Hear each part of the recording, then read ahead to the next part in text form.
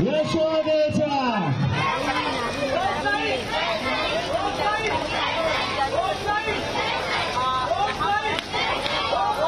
गोविंदा।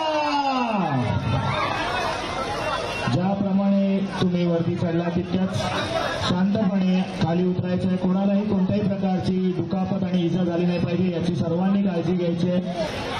गोविंदा पथक त्याचप्रमाणे आमचे व्हॉलेंटियर्स या सर्वांनी या गोष्टीची काळजी घ्यायची की कोणालाही कोणत्याही प्रकारची दुखापत झाली नाही पाहिजे।